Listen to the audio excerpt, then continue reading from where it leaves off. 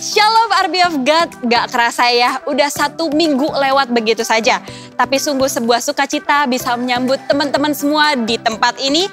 Dan khususnya buat kalian juga yang baru pertama kali join di ibadah online ini. Welcome home, kami juga rindu untuk bisa terhubung dengan kalian semua. So, buat teman-teman yang belum tergabung di dalam komunitas rohani kami yang bernama Connect Group, yuk bergabung di dalamnya supaya kita bisa saling support, saling mendoakan dan bertumbuh bersama dengan saudara seiman lainnya. Kalian bisa langsung mendaftarkan diri kalian dengan cara menghubungi nomor yang tertera di layar teman-teman semua. Ditunggu ya kehadiran kalian, dan persembahan juga merupakan bagian dari ibadah kita. Oleh karena itu, untuk kalian yang rindu untuk memberikan persembahan, kalian bisa langsung melakukannya dengan cara scan QR Code atau transfer ke nomor rekening yang tertera. Oke, langsung aja kita nggak sabar ya untuk beribadah hari ini. Sama-sama kita satu di dalam doa ya. Tuhan Yesus, terima kasih untuk kasih setiamu Tuhan. Sebentar kami mau beribadah Tuhan, biar Engkau yang siapkan hati kami. Engkau pakai setiap kami Tuhan, setelah ibadah ini selesai, kami menjadi anak-anak muda yang kuat, yang Engkau pakai luar biasa dimanapun kami ditempatkan. Thank you Tuhan, kami serahkan semuanya di dalam tangan-Mu, di dalam nama Yesus, amin. Selamat beribadah.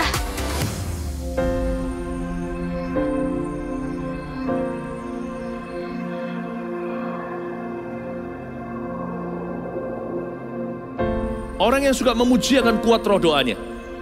Orang yang berdoa pasti berakhir memuji. Karena Allah bertata di atas pujian. Siapa memuji, Allah mengatasi hidupnya.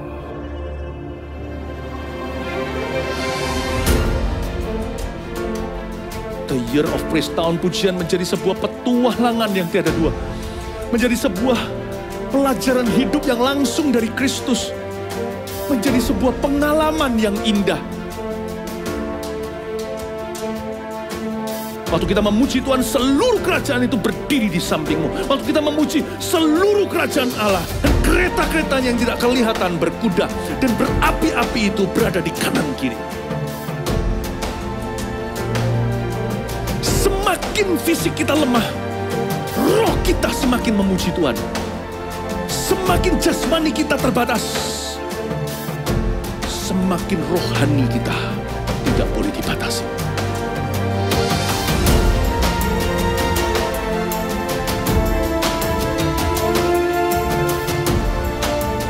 Welcome to the Year of Praise and Provision. Mari kita mengizinkan Tuhan merajut rancangan yang belum pernah kita bayangkan.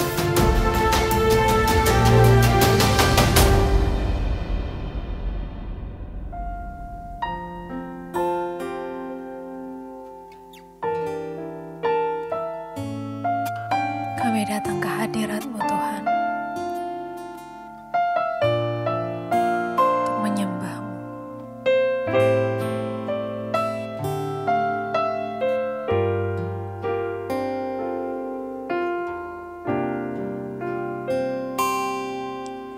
Hanya Engkau dalam hatiku yang memberikanku damai. Tiada kasih yang ada di dunia seperti kasih yang Kau berikan.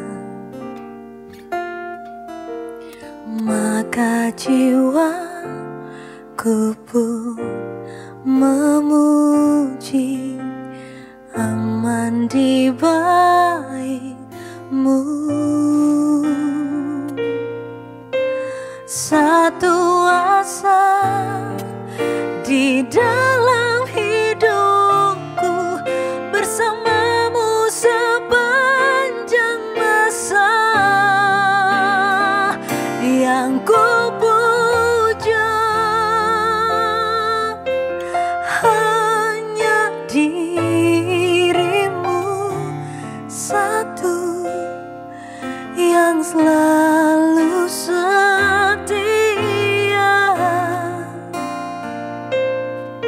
menopang dan menjagaku senantiasa.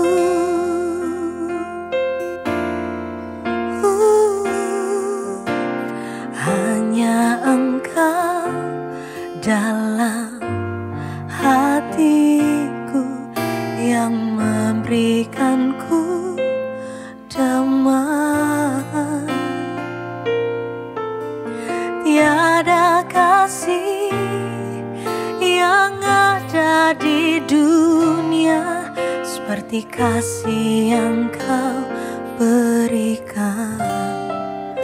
Oh, maka jiwaku pun memuji, aman di baik-Mu. Satu asa di dalam hidupku, bersama-Mu sepanjang masa. Yang ku puja hanya diri-Mu, satu yang selalu setia, menopang dan menjagaku senantiasa.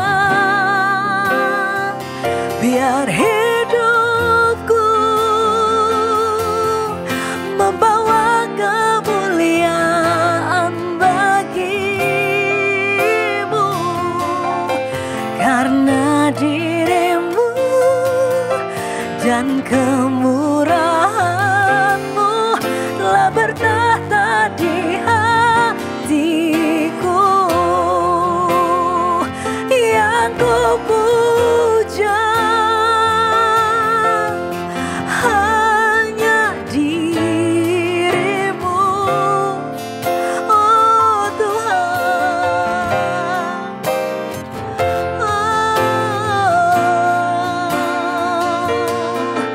Menopang dan menjagaku senantiasa.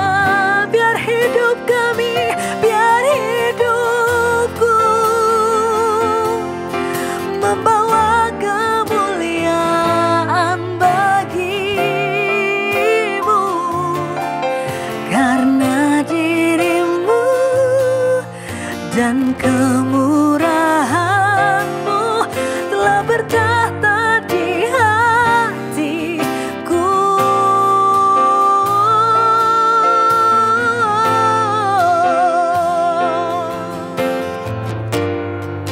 Hanya Engkau yang bertahta di hati kami, yang berkuasa di hidup kami. Oh, tiada yang lain, tiada yang lain selain Kau Bapa, selain Kau Tuhan, tiada yang lain. Oh, Shekarana nana mayaralama, Shekarala yarama mayarama. Ini hidup kami Tuhan, kami bawa kehadiran-Mu, bentuk dan jadikan seturut kehendak-Mu, seturut panggilan-Mu, ya Tuhan.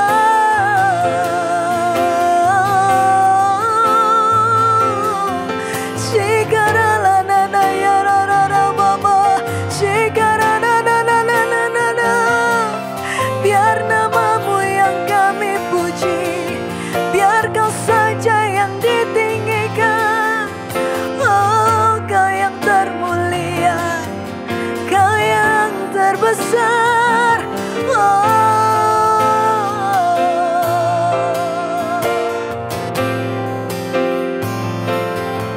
Shikarana nana yarana yaraba, Shikarana nana yarana.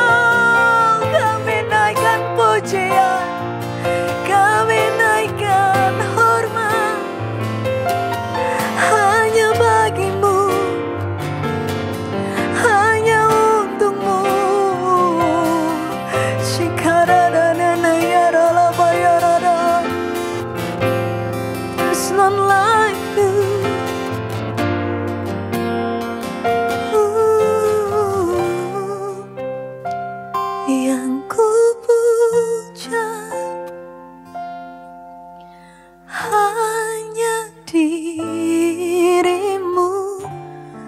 waktu yang selalu setia, menopang dan menjagaku senantiasa, biar hidupku membawa kemuliaan bagimu, karena dirimu dan kemurahanmu telah bertata di hatiku. Yang ku puja hanya dirimu satu, yang selalu setia,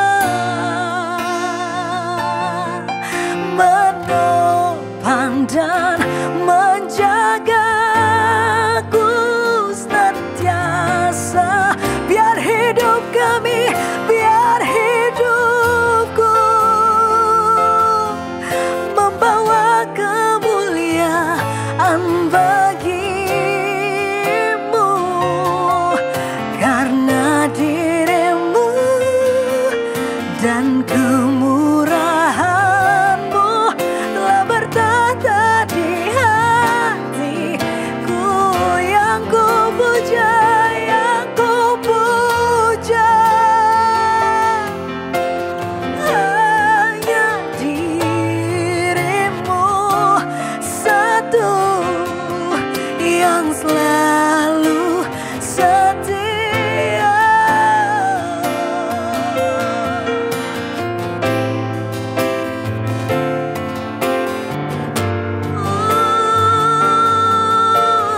Oh, biar hidupku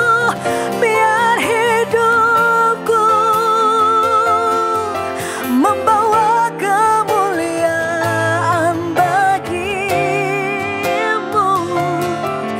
karena dirimu dan kemurahanmu telah bertata di hatiku, karena dirimu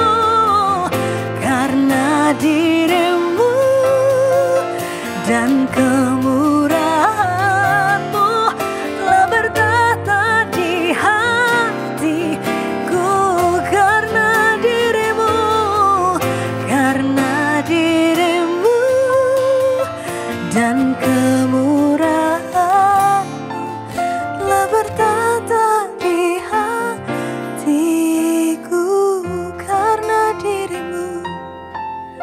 karena dirimu dan kemurahanmu telah bertahta di hatiku.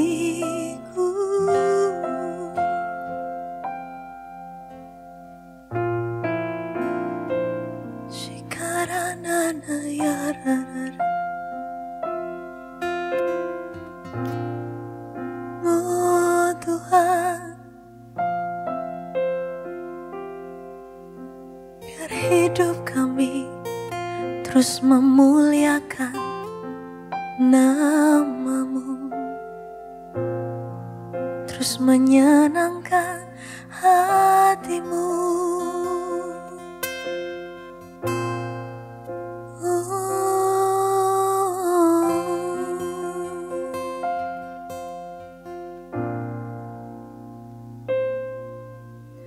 Tuhan, ku mau menyenangkan-Mu. Tuhan, bentuklah hati ini jadi bejana untuk hormat-Mu, cemerlang bagai emas murni. Tuhan, ku serahkan hatiku, semua ku berikan padamu. Kuduskan hingga tulus selalu, agar aku menyenangkanmu, menyenangkanmu, senangkanmu. Hanya itu kerinduanku, menyenangkanmu, senangkan hatimu. Hanya itu kerinduanku, menyenangkanmu, senangkanmu. Hanya itu kerinduanku, menyenangkanmu, senangkan hatimu. Hanya itu kerinduanku. Tuhan ku serahkan, Tuhan ku serahkan hatiku. Semua ku berikan padamu. Kuduskan hingga tulus selalu, agar aku menyenangkanmu,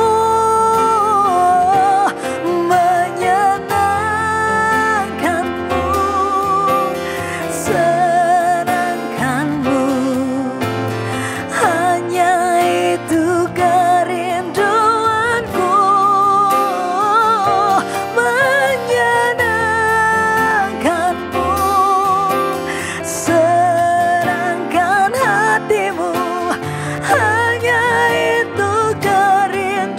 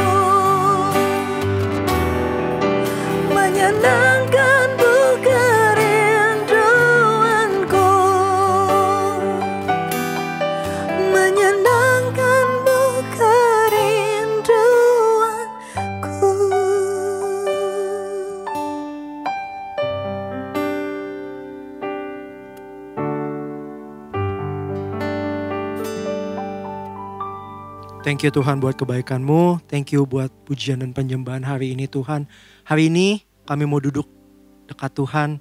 Hari ini kami mau mendengarkan firman-Mu. Bicara buat setiap kami Tuhan. Biarkan firman ini mengubahkan kehidupan kami. Mengajari kami Tuhan. Kami rindu diubahkan serupa dan segambar dengan firman-Mu. Bicaralah buat setiap kami secara spesifik dalam kehidupan kami. Thank you, dalam nama Yesus kami berdoa dan mengucap syukur. Haleluya.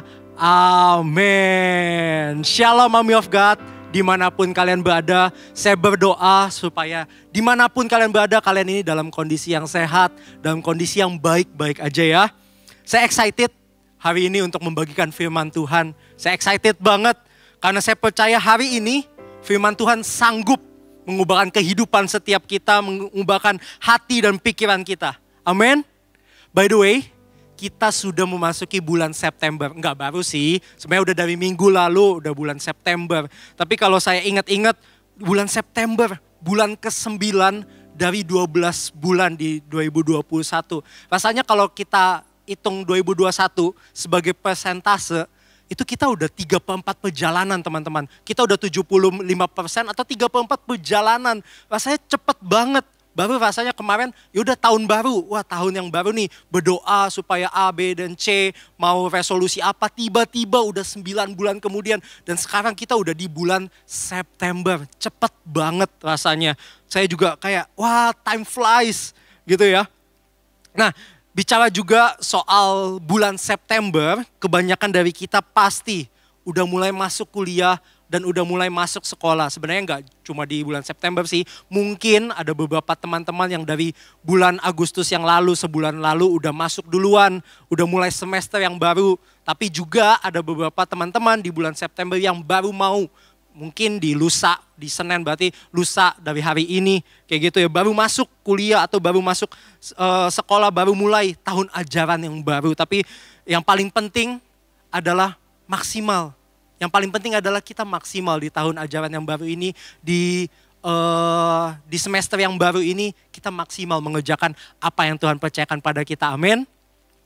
Oke, khotbah hari ini saya beri judul Salvation Story atau kisah keselamatan. Katakan bersama saya, kisah keselamatan. Yes, kita semua tahu bahwa Yesus dipanggil sebagai juru selamat. Kita semua tahu bahwa Yesus diutus oleh Bapa untuk menyelamatkan dunia dari dosa. Untuk menyelamatkan dunia dari yang jahat. Bapa tahu bahwa kita tidak bisa masuk surga dengan usaha kita sendiri. Bapa tahu kalau perbuatan baik kita, usaha kita, semua kebaikan kita itu tidak bisa menyelamatkan kita. Tidak bisa membuat kita masuk ke dalam sorga. Karena kalau kita pikir ya, mana bisa kebaikan kita yang kita pikir baik dibandingkan dengan Tuhan. Mana bisa kebaikan yang kita pikir baik, jangan-jangan itu cuma kain kotor di hadapan Allah. Mana bisa kita ngebandingin kebaikan kita dengan Allah yang adalah sumber kebaikan itu sendiri, yang adalah sumber kasih itu sendiri. Gak bisa di-compare teman-teman. Perbuatan baik kita tidak menyelamatkan kita. Karena kita tidak bisa selamat oleh usaha kita sendiri atau karena kebaikan kita. Makanya Tuhan, Allah Bapa yang tahu tentang itu mengutus Tuhan Yesus buat setiap kita. Karena dia tahu kita gak bisa selamat karena usaha kita sendiri. Makanya dia mengutus satu-satunya anaknya yang tunggal untuk menyelamatkan kita. Yesus mati supaya kita beroleh kehidupan. Yesus dihukum supaya apa? Supaya kita beroleh pengampunan. Yesus mengambil kutuk supaya kita ini diberkati. Amin. Yesus yang adalah Tuhan kita tidak kalah oleh maut. Itu kabar baiknya. Yesus gak kalah oleh maut. Dia tahu kita gak bisa selamat karena perbuatan kita. Makanya dia utus Yesus, Allah mengutus Yesus supaya menggantikan hidup kita. Tapi kabar baiknya adalah Yesus tidak kalah oleh maut. Pada hari yang ketiga dia bangkit dari antara orang mati. Dia masih ada sampai hari ini dan duduk di sebelah kanan Allah Bapa. Di Alkitab ada tertulis cara untuk kita menerima keselamatan yang Tuhan sudah kasih. atau yang sudah dilakukan oleh Tuhan Yesus yang diberikan kepada kita. Itu tercatat di Roma 10 ayat 9 sampai ke 10. Kita baca sama-sama ya. Roma 10 ayat 9 sampai 10. Sebab jika kamu mengaku dengan mulutmu bahwa Yesus adalah Tuhan dan percaya dalam hatimu bahwa Allah telah membangkitkan dia dari antara orang mati, maka kamu akan diselamatkan. Karena dengan hati orang percaya dan dibenarkan, dan dengan mulut orang mengaku dan diselamatkan. Jadi cara kita menerima keselamatan adalah percaya dengan hati kita, dengan iman kita, dan mengaku dengan mulut kita bahwa Yesus adalah Tuhan. Maka itu adalah cara untuk kita memperoleh keselamatan. Amin. Hari ini saya nggak bahas detail soal keselamatan, saya nggak bahas soal lebih detail lagi, lebih dalam lagi, enggak. Karena teman-teman bisa belajar itu lewat My Spiritual Journey, MSJ 1 di materi itu. Kalian bisa belajar lebih dalam, saya cuma bahas luarnya aja, saya cuma bahas garis besarnya aja. Tapi yang saya mau bahas atau yang saya mau tekankan hari ini, Salvation Story bicara soal keterlibatan kita dalam kisah keselamatan orang lain. Saya mau bicara bagaimana Tuhan memakai orang-orang lain dalam kisah penyelamatannya. Bagaimana Tuhan rindu untuk kita terlibat dalam kisah keselamatan orang-orang lain. Saya sendiri bersyukur banget ada orang-orang yang mengenalkan Tuhan Yesus dalam hidup saya. Saya bersyukur banget ada orang-orang yang bawa saya untuk mengenal Tuhan. Untuk mengalami kasih Tuhan. Saya memang udah Kristen sejak kecil. Memang udah lahir dari keluarga Kristen gitu ya. Tapi saya ini gak pernah ngerti. Apa sih sebenarnya? Kristen tuh tentang apa? Saya gak ngerti. Saya tahu Yesus itu hidup. Tapi saya sama sekali tidak pernah merasakannya atau mengalaminya. Tapi ketika saya di SMA saya masuk dalam satu persekutuan doa, dalam satu komunitas di SMA saya, rasanya Tuhan yang tadinya saya nggak pernah tahu, yang memang udah Kristen dari kecil, yang saya rasa, udah saya tahu sih Tuhan hidup, Tuhan gak mati. Tapi rasanya Tuhan yang tercatat kisahnya di Alkitab itu, rasanya melonjak keluar. Rasanya saya mengalami bahwa Yesus itu ada di sekitar saya. Yesus itu hadir dalam kehidupan yang saya hidupi hari ini. Saya tahu ada keterlibatan Tuhan dalam aspek-aspek hidup saya. Rasanya ketika saya begaul dan saya memutuskan untuk sungguh-sungguh di dalam Tuhan, Yesus yang tercatat di Alkitab rasanya tidak hanya tercatat di Alkitab, tapi juga hadir dalam kehidupan saya. Dan rasanya saya bisa alami itu. Saya berubah, saya ngalamin Tuhan. Walaupun gak langsung 180 derajat.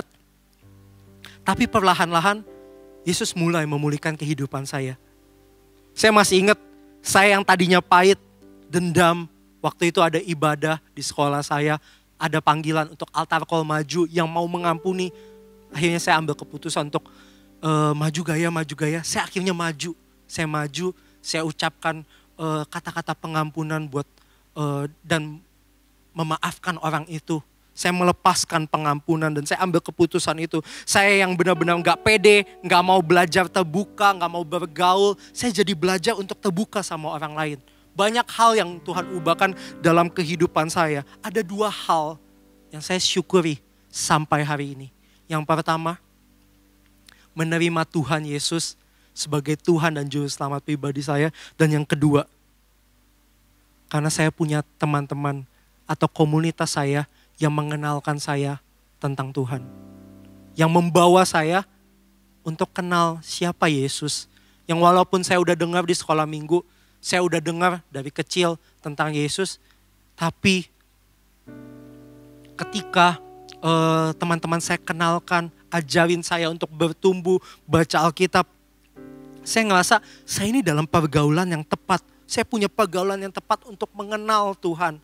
Dan benar aja, titik hidup saya berubah.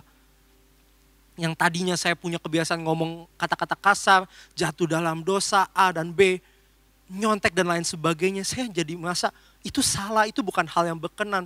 Itu bukan hal yang Tuhan mau. Saya memilih untuk bertobat dan sungguh-sungguh Sampai hari ini saya tidak ngomong kasar lagi. Dulu yang suka ngomong kasar pakai A, pakai B, tambahan kata-katanya. Tapi saya memutuskan sampai hari ini gak pernah ngomong kata-kata kasar lagi. Kayak gitu. Walaupun dulu pas teman-teman SMA saya maksa saya. Jadi mereka itu tidak baik-baik. Jadi bukan ayo ini enggak. Tapi mereka maksa saya untuk join ke dalam komsel. Untuk join ke dalam ibadah. Kayak gitu yang saya gak mau awalnya. Saya dulu gak mau terlibat lah. Gak mau buat saya. Yang ngapain kan gereja udah ada di hari Minggu. Waktu itu ibadahnya di hari Jumat. Ibadahnya di hari Jumat persekutuan doanya. Yang ngapain? Soalnya kan Minggunya udah ada ibadah, yang ngapain lagi Jumat ibadah, kayak gitu pikir saya. Padahal mah Minggu juga saya nggak ibadah karena nggak punya gereja lokal waktu itu. Jadi benar-benar, wah itu jauh sebelum corona ya. Jadi wah nggak ada bayangan lah kayak gitu untuk ikut gini-ginian, untuk ikut terlibat di persekutuan doa. Tapi ternyata paksaan mereka atau ajakan mereka adalah salah satu hal yang saya syukuri sampai hari ini. Saya bersyukur, untung ya mereka paksa saya waktu itu. Untung ya, mereka buat saya dan dorong saya untuk join, untuk ngalamin Tuhan. Bersyukur banget saya. Saya dikenalkan juga gereja lokal dan CG oleh teman SMA saya. Dan sampai hari ini, saya masih hidup di dalamnya. Saya masih hidup di dalam Connect Group. Saya masih tertanam di gereja ini. Bahkan di gereja Mausyawan Jakarta ini, tempat saya mendedikasikan hidup saya sepenuh waktu untuk melayani Tuhan. Kalau tadi itu adalah cerita singkat saya. Bagaimana dengan kalian semua? Bagaimana cerita pengenalan kalian sama Tuhan? Ketika kalian berjumpa sama Tuhan. Kisah hidupmu ketika mengenal Tuhan dari awal sampai hari ini. Atau bagaimana Tuhan bisa bicara lewat satu video mungkin di ibadah yang kau lihat, yang kau ikuti atau di beberapa minggu sebelumnya. Yang kau pernah lihat Tuhan bicara lewat video itu. Setiap orang punya kisah yang berbeda.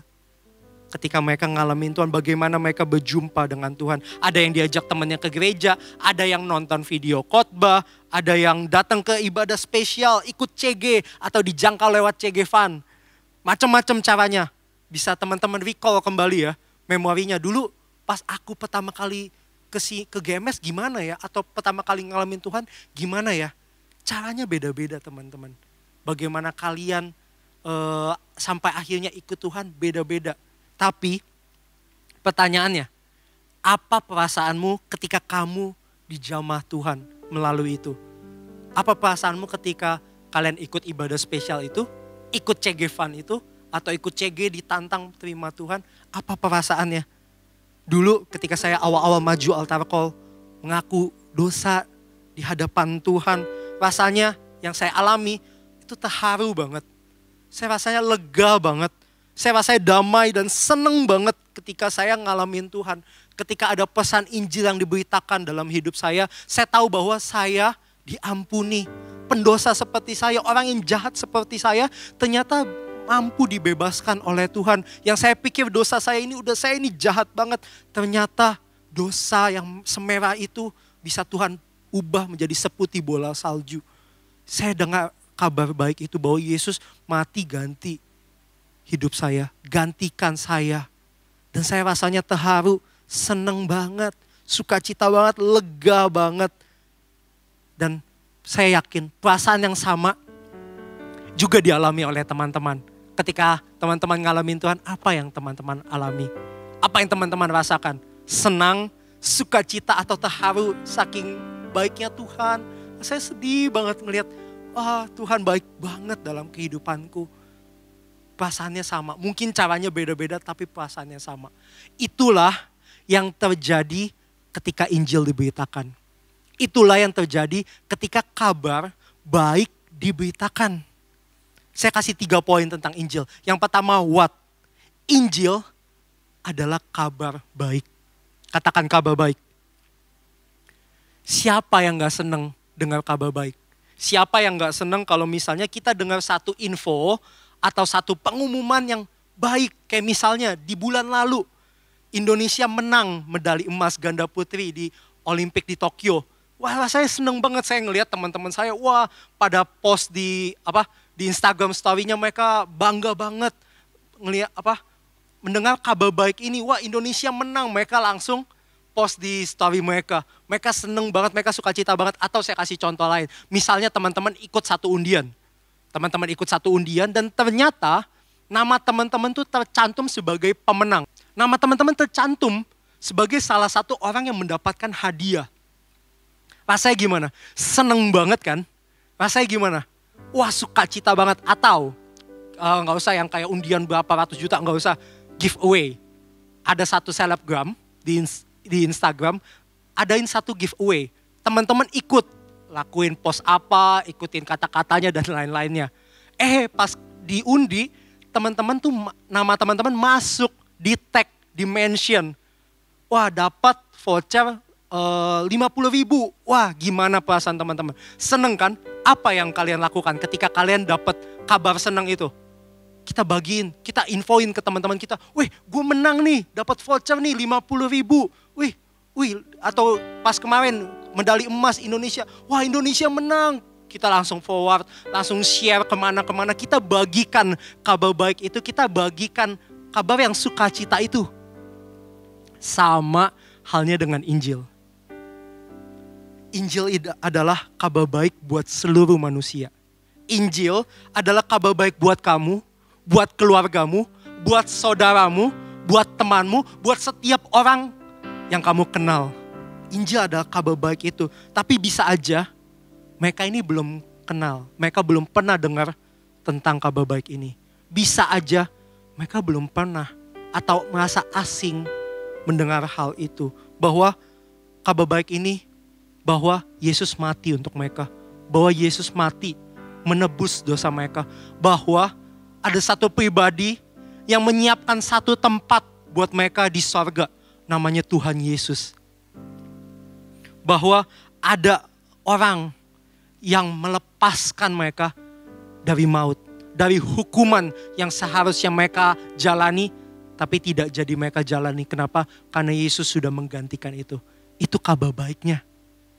Yang namanya kabar baik, kita pasti senang mendengarnya. Kita pasti sukacita mendengarnya. Dan respon kita apa ketika dengar kabar baik? Kita membagikannya. Kita ini sering dengar kata Injil ya. Pastilah ya. Kita dengar kata Injil, kata kabar baik. Kita tahulah bahwa Injil itu kabar baik. Tapi kabar baik apa? Saya akan kasih definisi yang mungkin menolong kalian. By the way, ini bukan dari saya. Ini saya ambil juga dari Mission Night GMS beberapa tahun yang lalu. Saya akan bacakan definisi Injil. Oke, Injil adalah kabar baik bahwa Allah menjadi manusia di dalam Yesus Kristus. Ia hidup dalam kehidupan yang seharusnya kita hidupi. Dan ia mati dalam kematian yang seharusnya kita mati. Ganti posisi kita. 3 hari kemudian, ia bangkit dari kematian, membuktikan bahwa ia adalah anak Allah dan menawarkan anugerah, keselamatan dan pengampunan dosa bagi siapapun yang bertobat dan percaya kepadanya. Saya rindu ulang sekali lagi, tapi kali ini saya mau teman-teman juga ikut membacanya bersama-sama dengan saya ya. Kita baca sekali lagi ya definisi Injil yang ada di layar atau layar HP atau gadget teman-teman. Oke, kita baca bersama-sama ya. Dalam hitungan ketiga, 1, 2, 3. Injil adalah kabar baik bahwa Allah menjadi manusia di dalam Yesus Kristus. Ia hidup dalam kehidupan yang seharusnya kita hidupi dan ia mati dalam kematian yang seharusnya kita mati. Ganti posisi kita. 3 hari kemudian, ia bangkit dari kematian, membuktikan bahwa ia adalah anak Allah dan menawarkan anugerah keselamatan dan pengampunan dosa bagi siapapun yang bertobat dan percaya padanya. Amin. Karena kita adalah orang yang menerima kabar baik tersebut, jangan sampai berhenti di kita. Jangan sampai berhenti hanya sampai kita. Beritakan dan bagikan kabar baik ini. Itu respon otomatis kita. Ketika kita dengar kabar baik, kita mau juga untuk orang lain bersukacita bersama-sama dengan kita. Jangan berhenti sampai di kita. Amin. Tadi what? Yang kedua, 3 poin dalam Injil. Who? Siapa yang membagikan kabar baik? Kita buka sama-sama ya. Di Markus 16 ayat yang ke-15. versi bahasa Indonesia masa kini. Saya akan bacakan buat teman-teman. Lalu Yesus berkata kepada mereka, pergilah ke seluruh dunia dan siarkanlah kabar baik dari Allah itu kepada seluruh umat manusia. Saya ulang, lalu Yesus berkata kepada mereka, garis bawahi kata mereka, pergilah ke seluruh dunia dan siarkanlah kabar baik dari Allah itu kepada seluruh umat manusia. Yesus memerintahkan kepada mereka itu adalah murid-muridnya, untuk pergi menyampaikan kabar baik kepada seluruh umat manusia. Nah, jika memang kita adalah pengikut Tuhan, jika memang kita adalah murid-murid Tuhan, ayat ini bicara untuk kita. Jika kita memang adalah pengikut Tuhan, ayat ini berbicara buat kita, buat setiap kita. Maka kita tuh menganut perintah yang sama seperti yang Tuhan katakan kepada murid-muridnya di waktu itu. Atau secara sederhana, jika memang kita mengasihi orang-orang di sekitar kita, maka kita pasti rindu untuk membagikan kepada mereka. Kita membagikan kabar baik supaya mereka dapat mendengarnya. Saya percaya banget bahwa setiap orang bisa dan dimampukan membagikan kabar baik tersebut. Tapi pertanyaannya, mungkin bukan ke arah bisa dan mampunya, tapi ke arah maukah kalian membagikan kabar baik tersebut? Maukah kita membagikan kabar sukacita tersebut bahwa Yesus mati untuk mereka? Jawab dalam hati kalian masing-masing ya. Pertanyaan ini, saya akan kasih pertanyaan dan kalian jawab dalam hati masing-masing. Apakah kamu mau untuk membagikan kabar baik yang telah kau terima ke keluargamu, ke saudaramu, ke temanmu? Apakah kalian mau? Jawab dalam hati masing-masing ya. Saya lanjut ke poin yang ketiga. Tadi what, Injil itu apa, who, siapa yang membagikan kabar baik, yaitu kita semua. Dan yang ketiga, how. Oke kok, aku tahu Injil itu apa, aku tahu kabar baik itu isinya apa, aku tahu juga bahwa aku dipanggil untuk memberitakan Injil atau kabar baik itu. Tapi aku ini gak berani kok untuk bagiin Injil tersebut. Aku ini takut, aku ini sungkanan, aku ini gak pintar ngomong. Respon saya adalah, iya kita sama. Saya juga gak pintar ngomong, saya juga gak takut dan saya juga sungkanan banget. Saya sungkan banget, saya takut ketika diajak untuk menginjil. Waduh gimana caranya, saya grogi dan takut banget. Tapi kabar baiknya bukan ada membagikan Injil atau kabar baik ini. Ini tuh bukan skillful langsung bisa, enggak. Tapi perlu dipelajari, perlu latihan, perlahan-lahan. Enggak ada orang yang langsung jadi expert dalam satu bidang, enggak. Perlu dilatih dan perlu perlahan-lahan. Kalau misalnya engkau ngerasa takut, ngerasa aduh aku gak mampu, aku gak bisa. Kita baca satu ayat firman Tuhan ya. Kisah Rasul 1 ayat 8. Tetapi kamu akan menerima kuasa. Katakan kuasa.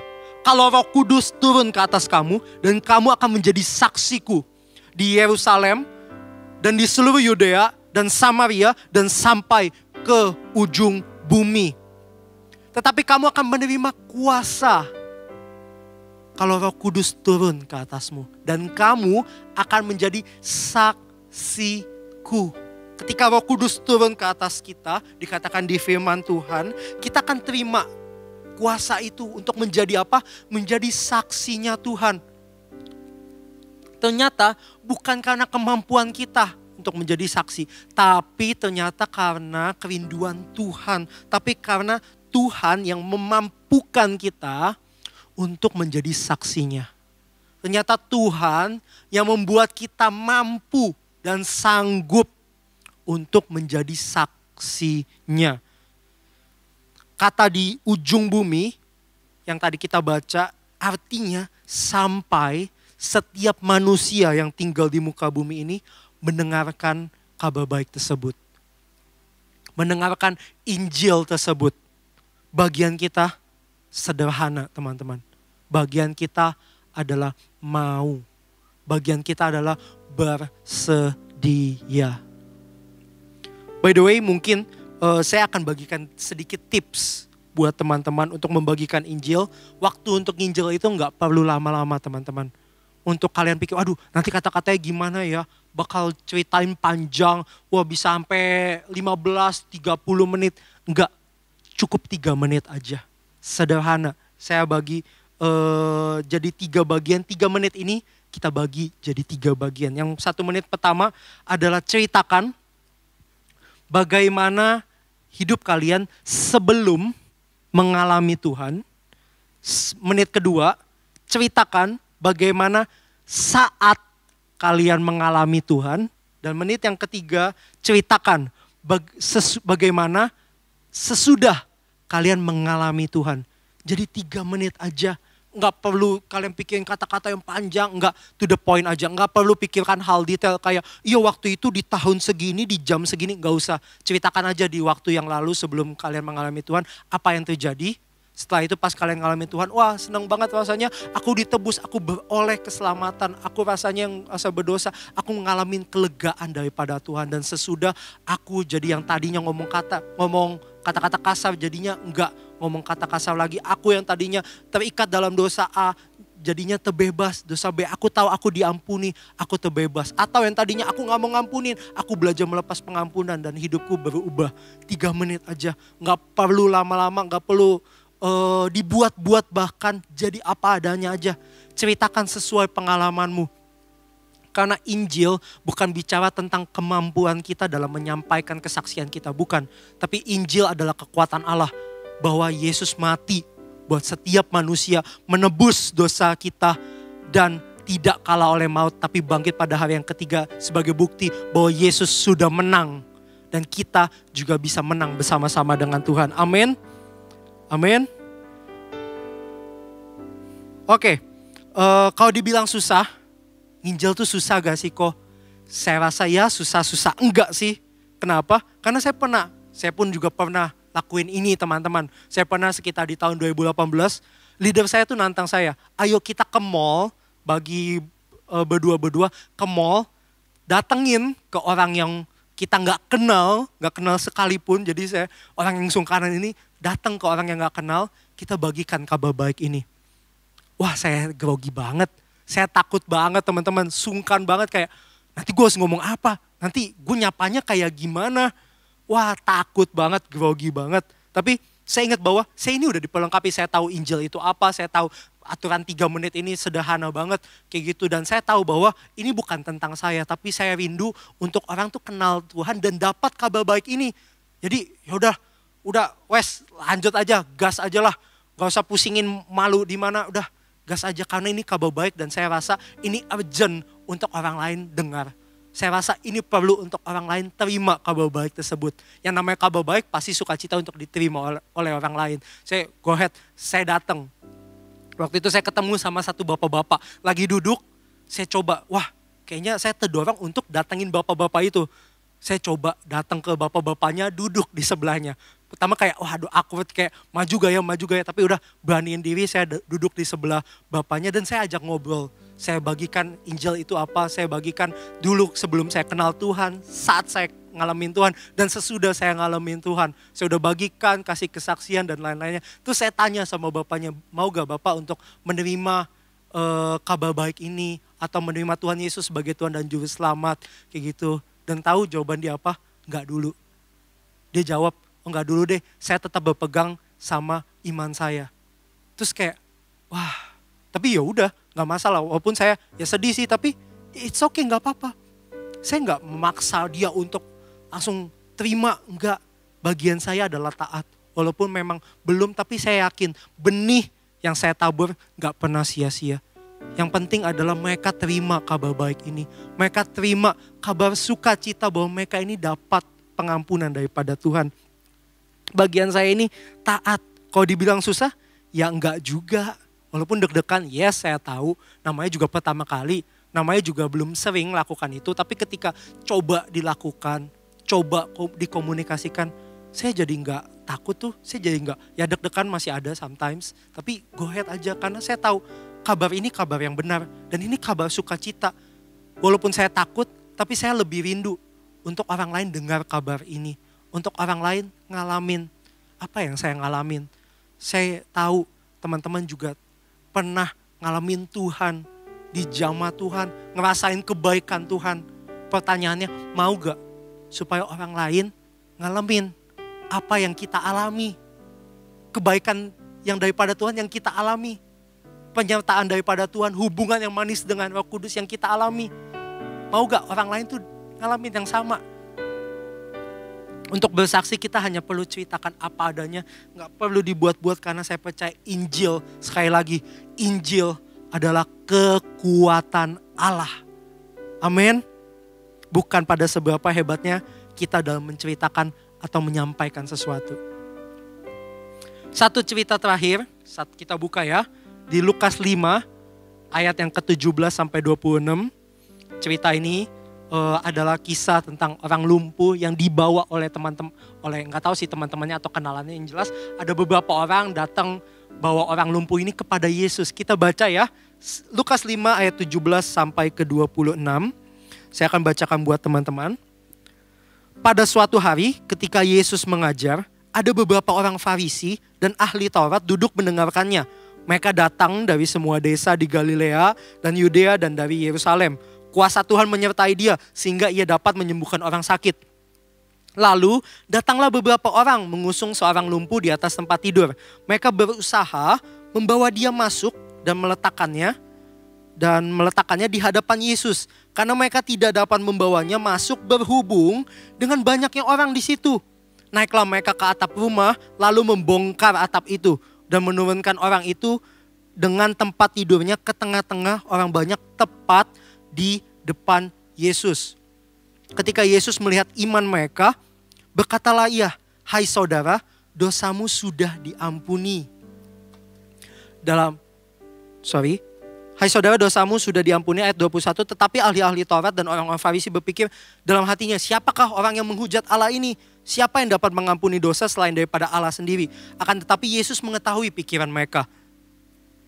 Lalu berkata kepada mereka, apakah yang kamu pikirkan dalam hatimu? Manakah yang lebih mudah? Mengatakan dosamu sudah diampuni atau mengatakan bangunlah dan berjalanlah? Tetapi supaya kamu tahu bahwa di dunia ini Anak Manusia berkuasa mengampuni dosa. Berkatalah ia kepada orang lumpuh itu, kepadamu kukatakan bangunlah, angkatlah tempat tidurmu dan pulanglah ke rumahmu.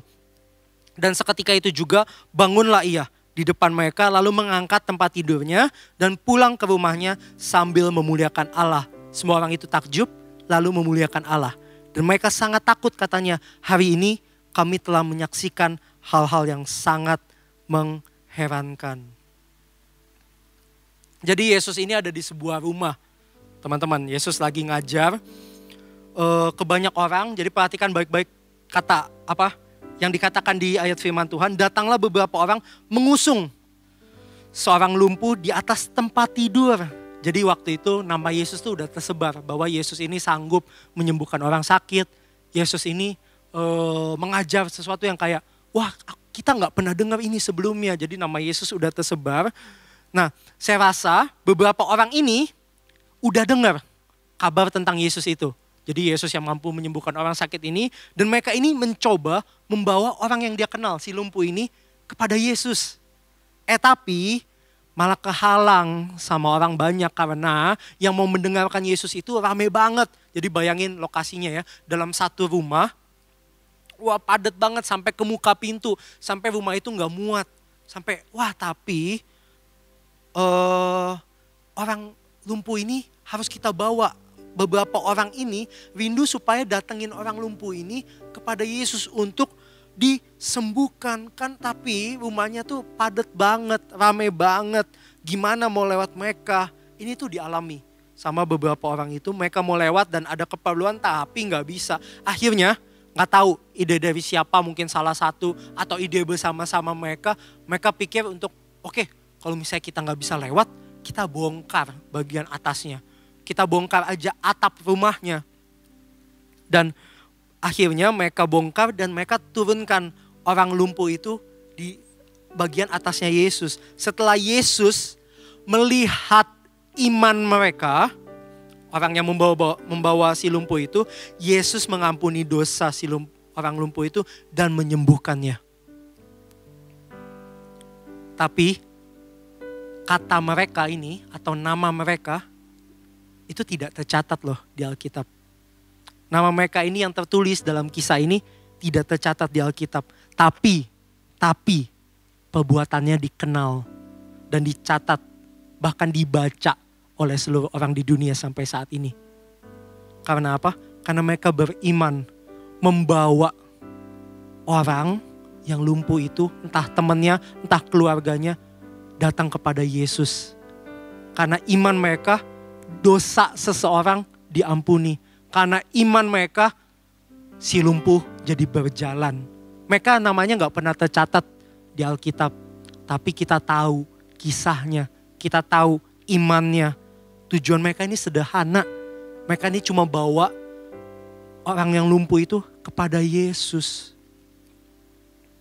Walaupun gak mudah loh. Bayangin angkat orang yang lumpuh beserta tempat tidurnya pasti gak mudah. Tapi mereka ini tetap beriman. Mungkin mereka bisa aja ada dengar bahwa mereka datang bawa si lumpuh itu, tapi ternyata kehalang sama banyak orang. Akhirnya mereka memutuskan untuk pergi. Yaudahlah gak bisa lah. Bisa aja loh mereka bisa aja mereka pesimis seperti itu. Tapi enggak. Mereka tetap beriman bahwa orang lumpuh ini atau temanku yang lumpuh ini atau keluargaku yang lumpuh ini harus berjumpa dengan Tuhan. Kenalanku ini, orang yang lumpuh ini harus aku bawa kepada Yesus. Bagaimana dengan kita? Apakah kita ini masih beriman untuk keluarga kita menerima dan percaya sama Tuhan? Kita ini beriman gak sih untuk teman kita bertobat dan menerima Tuhan?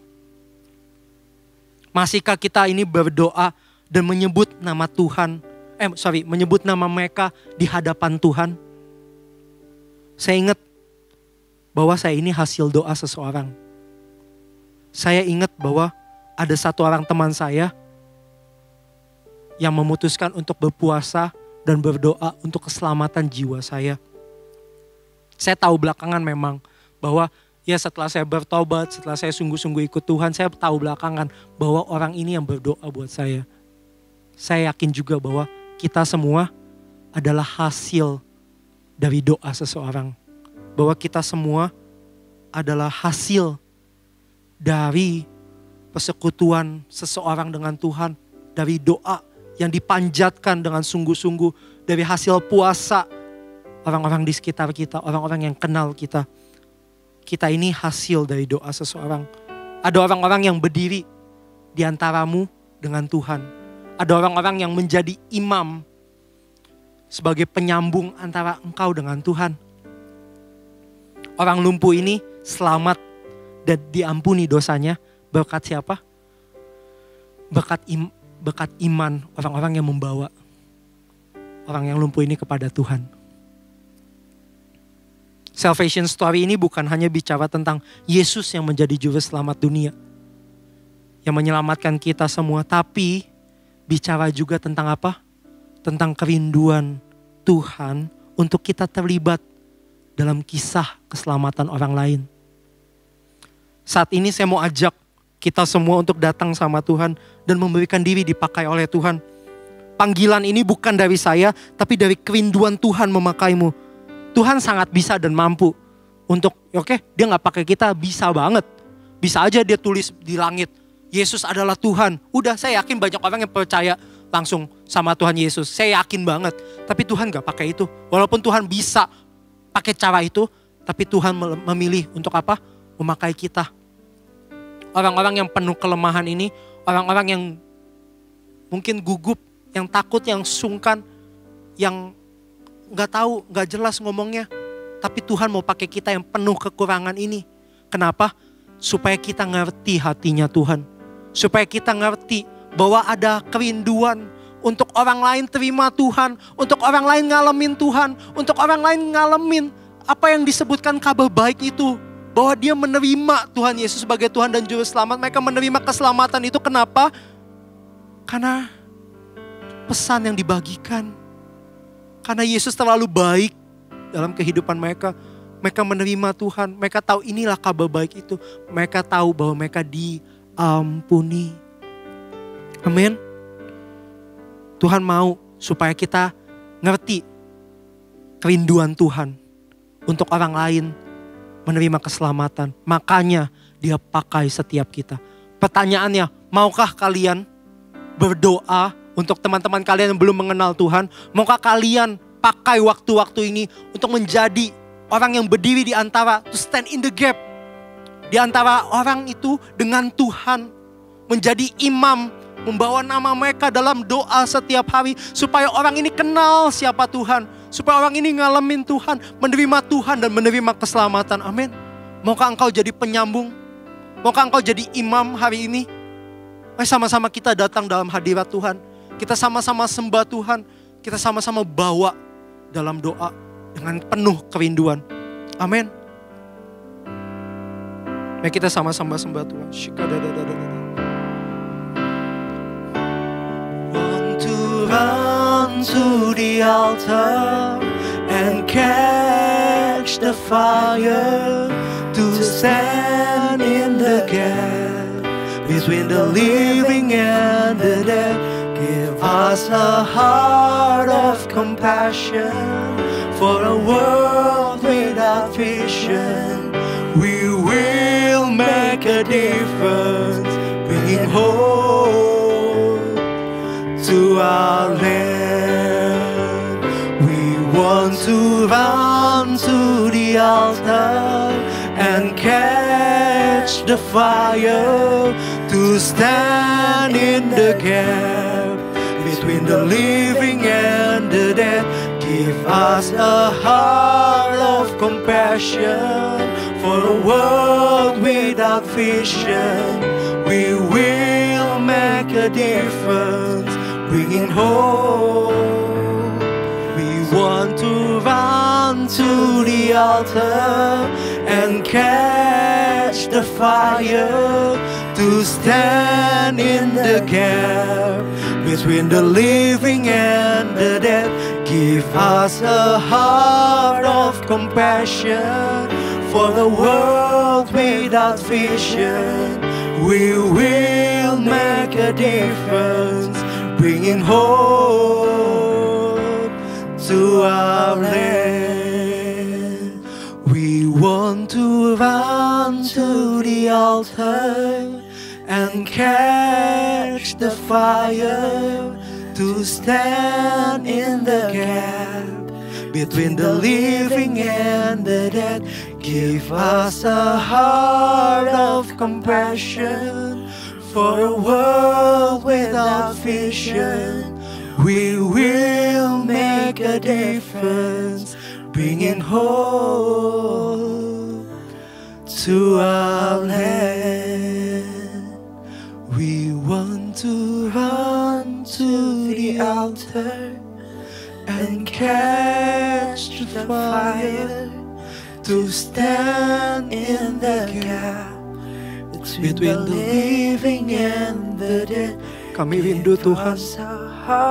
Berikan kami hati yang penuh dengan belas kasihan buat dunia ini, buat teman-teman kami.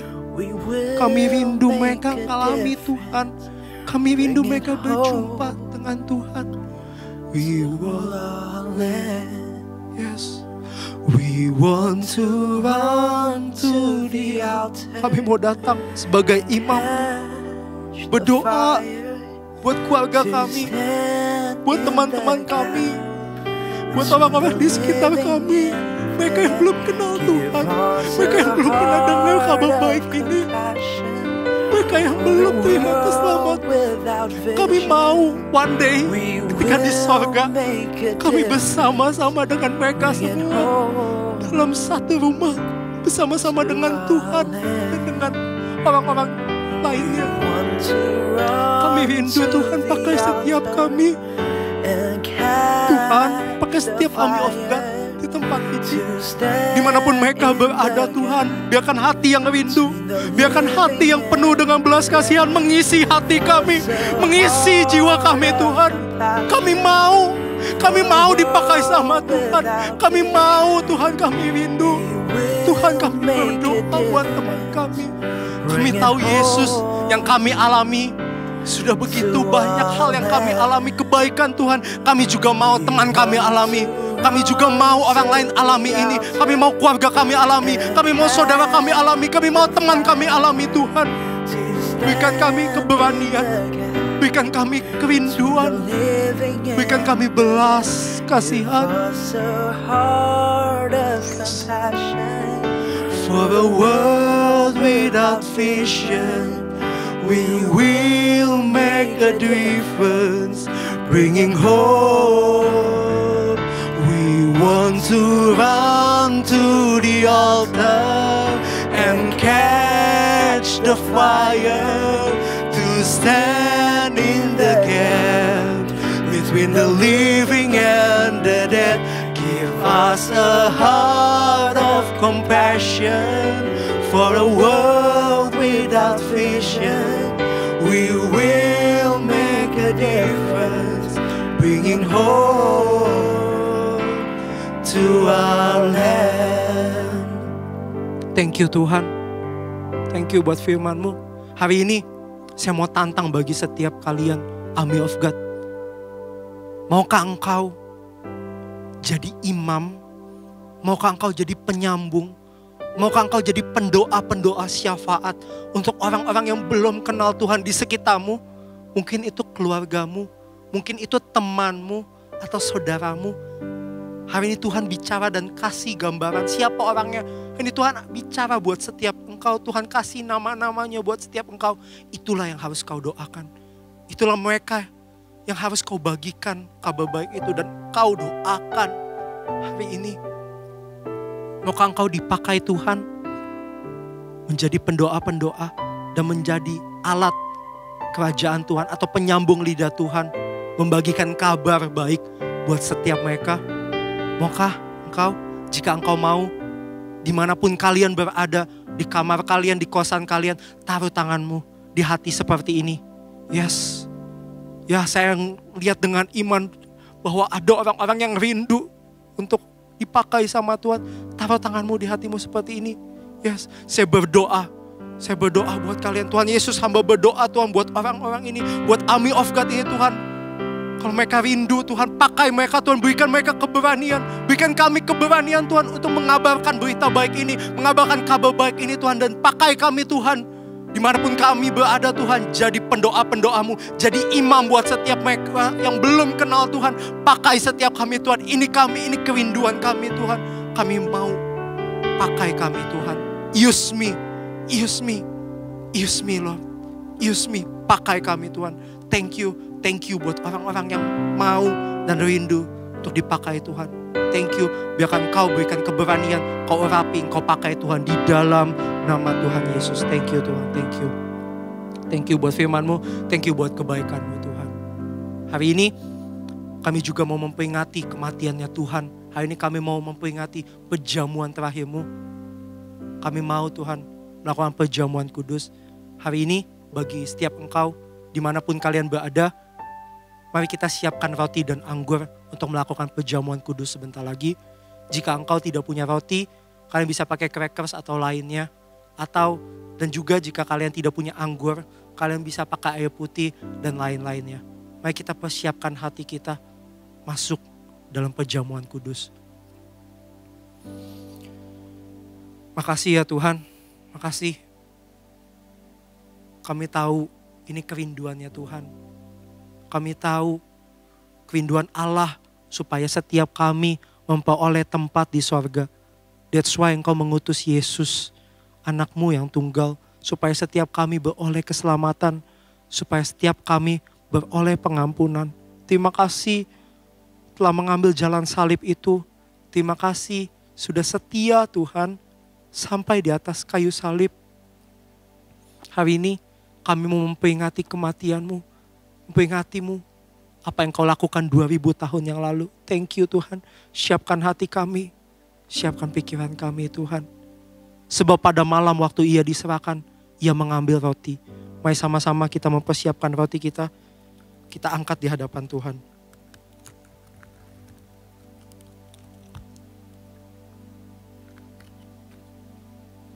Sebab apa yang telah kuterima, kuteruskan kepadamu.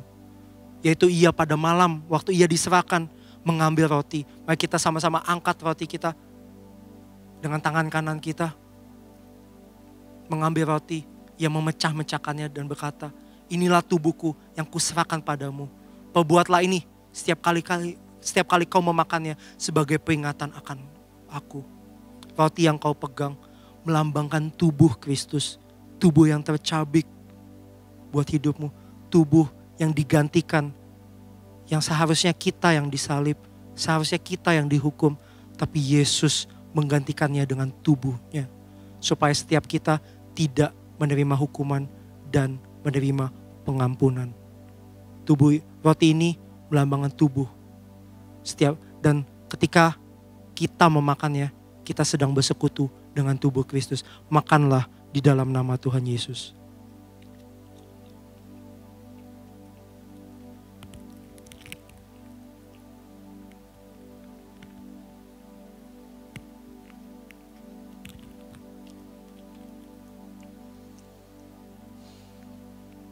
Thank you Tuhan. Mari sama-sama kita angkat cawan ini dengan tangan kanan kita. Cawan ini, anggur ini melambangkan darah Kristus. Darah yang tertumpah buat setiap kami. Darah yang tercurah ganti dosa kami. Terima kasih buat pengampunan. Terima kasih buat kesetiaan-Mu Tuhan.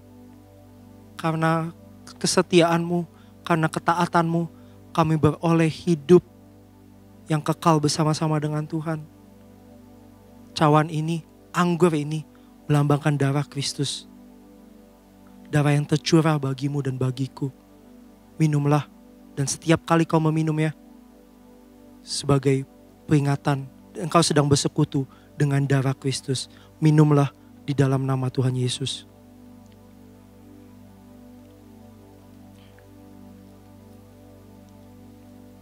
Makasih Tuhan. Makasih buat kebaikan-Mu.